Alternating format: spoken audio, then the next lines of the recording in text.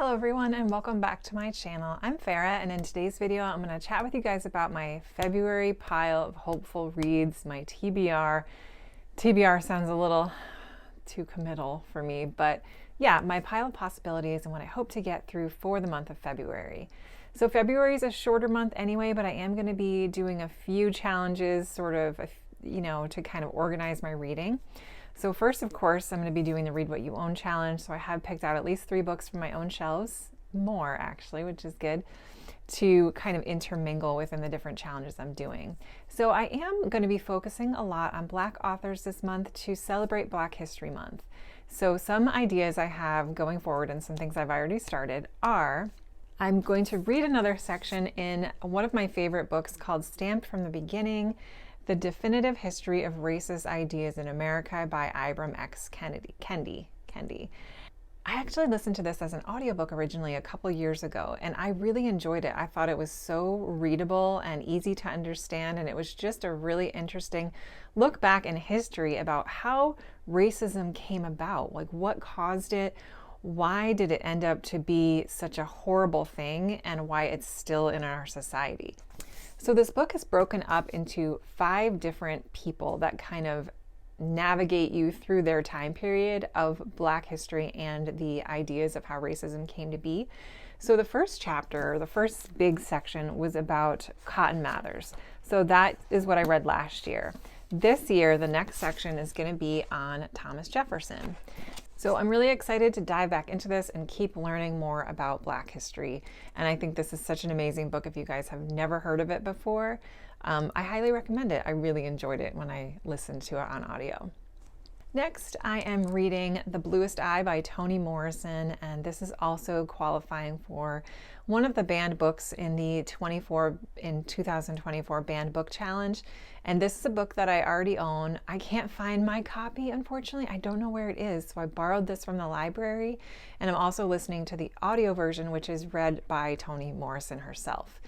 So I already started this. It's phenomenal. I'm absolutely loving it. The audio narration is hypnotizing. It's so well done, and it is a heartbreaking story that it's very powerful. And I'll talk more about that in my vlog and my wrap up, but this is one that I will probably be finished with soon, but absolutely loving this. This is my first Toni Morrison. And I know that just from reading, I'm halfway through this and I know that I want to read all of her books. I love her writing. Next, another book I own is called Get a Life, Chloe Brown by Talia Hibbert. And this is a romance. And this is the first book in a trilogy featuring the Brown sisters. And I've heard really great things about this book. I know we're just following this woman named Chloe Brown. She meets a guy. It's supposed to be really funny and cute. So I am hoping to enjoy this.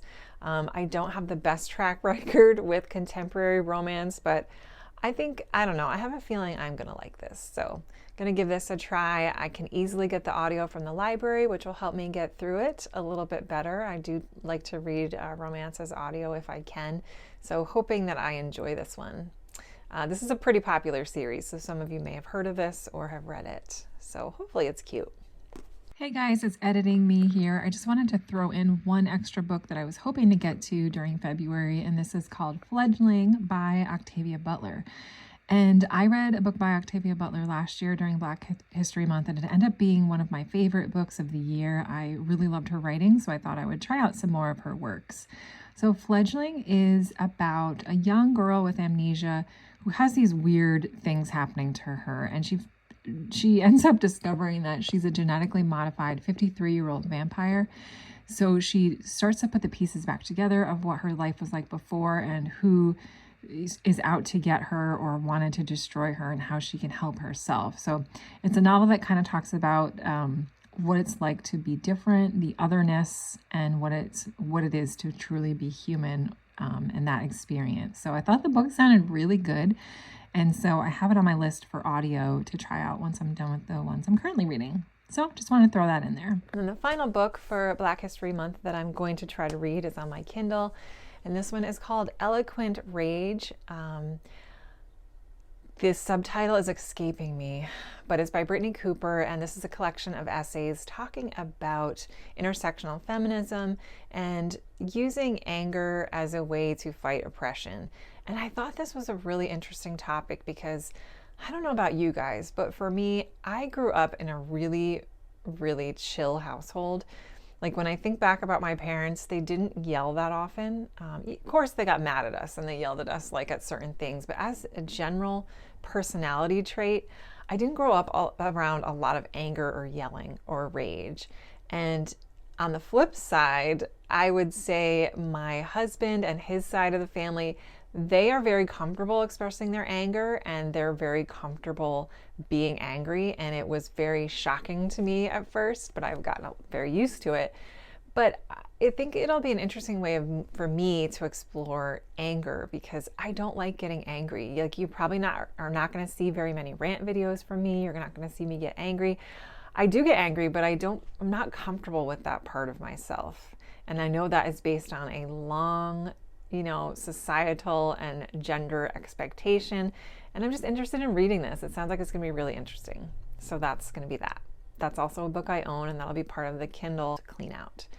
So those are 4 books to get started with for Black History Month that I'm really hoping to enjoy. I did mention the banned book challenge. So another book that I'm hoping to get to this month is going to be part of a Patreon buddy read that I'm doing, or a group read at MJ's channel in MJ's Patreon called, her channel name is Reading This Life. And we picked Rebecca by Daphne du Maurier. I can't believe I'm not saying her name right. But anyway, I don't really know what this book is about. I think it's kind of a little bit of a ghost story, but it's been on my list for ages. It's a modern classic, and I'm really excited to get into this one. This one is going to be a probably library audiobook that I borrow. So yeah, hopefully that will be fun. I'm not sure why it's banned. I don't know a ton of information about it. It's just that it's going to be on my list probably for later this month.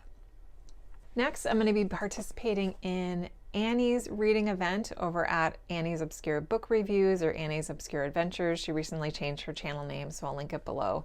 But she's doing a reading event called Filmtastic February, and this is where you read books about films or about actors or actresses or the film industry or whatever you want that can kind of relate to that topic. So I have 2 books that I own that I would love to get to. I don't know if I will have time for these because I can't find the audio. But we have Agatha Von Trapp, Memories Before and After The Sound of Music. So The Sound of Music is one of my all-time favorite older movies. I just love it. I love Julie Andrews and I love the whole story and the kids and Captain Von Trapp. Oh my gosh. Anyway, but this book is about the real oldest sister in that family and what her experience was like growing up with her family and what it was like when the movie came about and how her life changed afterwards. So I just thought this would be an interesting book since I'm such a fan of The Sound of Music.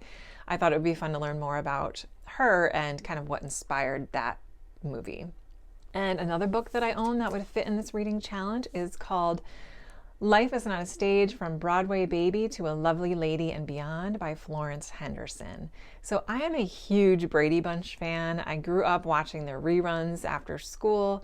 I loved the Brady Bunch. I'm just like a super fan. I love it. I've seen every episode. I have all the DVDs. I mean, I don't collect any of the memorabilia or anything, but I was obsessed with Marcia. I loved her.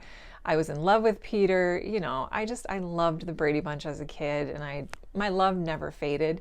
I did read a memoir, Maureen McCormick's memoir that I really enjoyed, and I picked up Florence Henderson's a while ago.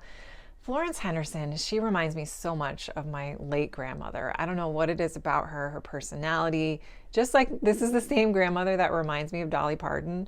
I don't know, there's something about her. So I'm excited to read more about her life and what it was like for her before the show, after the show, when she was on Broadway. So yeah, this one I'm hoping to get to. If I don't get to it this month, I'll read it at some point.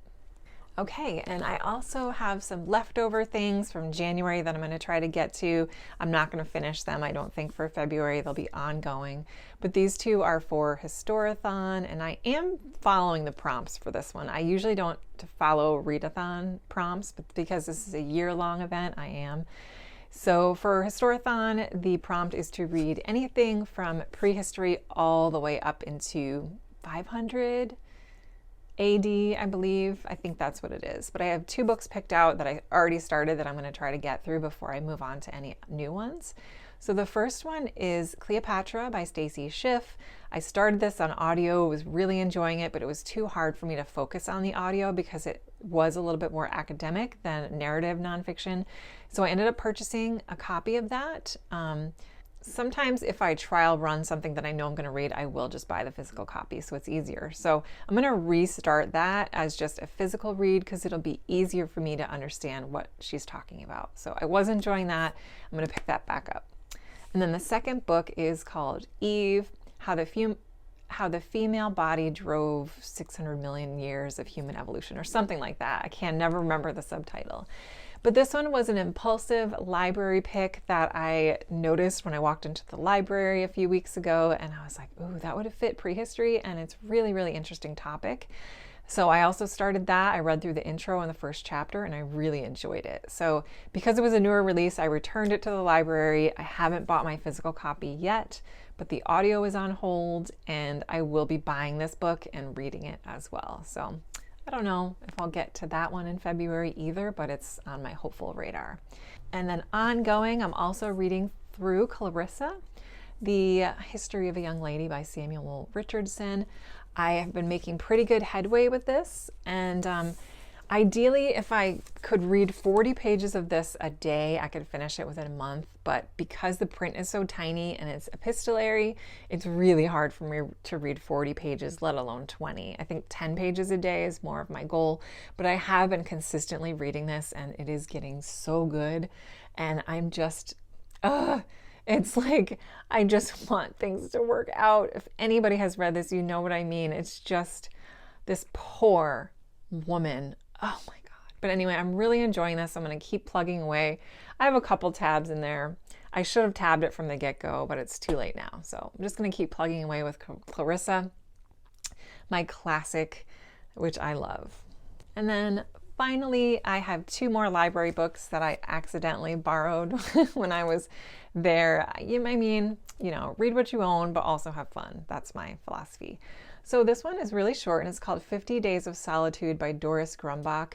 And this is just I guess it's like a little memoir talking about what her life felt like when she was by herself, I think for 50 days.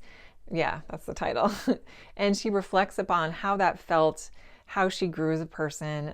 It's really short. I just thought it looked really interesting. So I'm definitely going to read through this hopefully soon. And then finally, how could I resist this?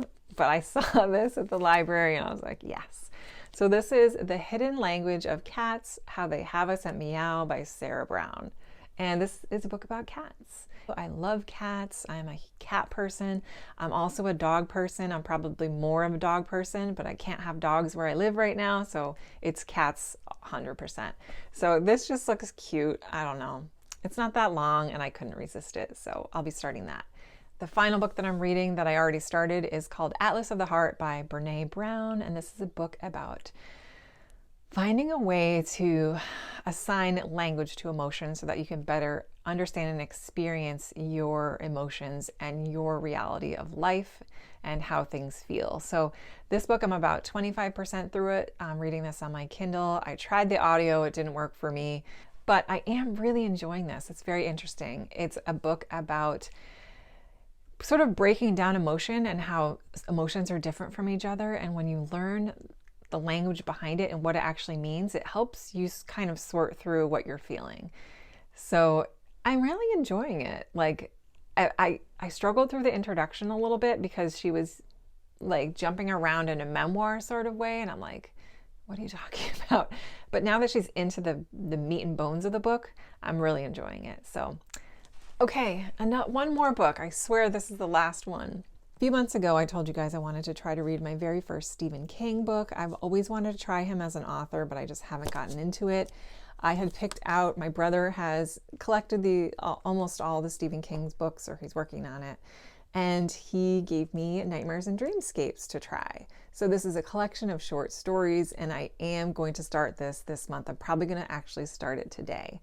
So what I thought I might do is do a reading vlog of this as I go along, just to talk about the short stories and see how I react. I'm a huge scaredy cat. I get very easily scared, and stories and movies about horror, they stick with me, and I get scared at night. So I don't know. I'm gonna give it a try. We'll see how we go. So that's it.